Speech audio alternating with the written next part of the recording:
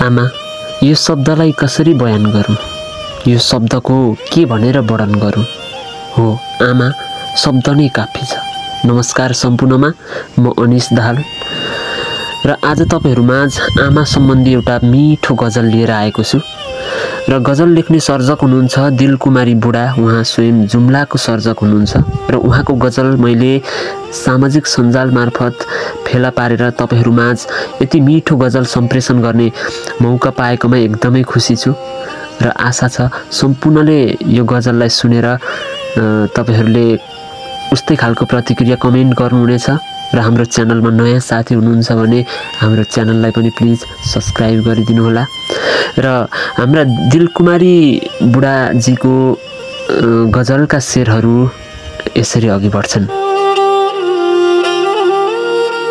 साना साना रहरहरू मनमा पालेको छु आमा, साना साना रहरहरू मनमा पालेको छु आमा, जिन्दगीलाई बिस्तारै बुझ्न थालेको छु आमा, साना साना रहरहरू मनमा पालेको छु आमा।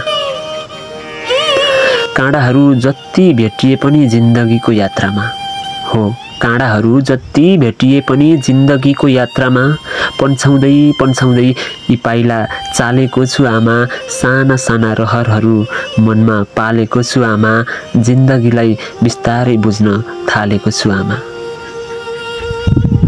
दुःखले नै सङ्घर्ष गर्न सिकायो त्यसैले त अचेल, हो दुःखले नै सङ्घर्ष गर्न सिकायो त्यसैले त अचेल, दुःखलाई नै सुख सम्झी अँगालेको छु आमा, साना साना रहरहरू मनमा पालेको छु आमा, जिन्दगीलाई बिस्तारै बुझ्न थालेको छु आमा। घरि अभावले घरि दबावले फाटेको यो मन, हो घरि अभावले घरि दबावले फाटेको यो मन, पीर नलिनु जसो तसो गरी टालेको छु आमा, जिन्दगीलाई बिस्तारै बुझ्न थालेको छु आमा। तिमी हुँदा हुँदै म अभागी छु कसरी सोच्न सक्छु, हो आमा तिमी हुँदा हुँदै म अभागी छु कसरी सोच्न सक्छु, मैले पनि त यो दुनियाँलाई निहालेको छु आमा, साना साना रहरहरू मनमा पालेको छु आमा, जिन्दगीलाई बिस्तारै बुझ्न थालेको छु आमा, जिन्दगीलाई बिस्तारै बुझ्न थालेको छु आमा।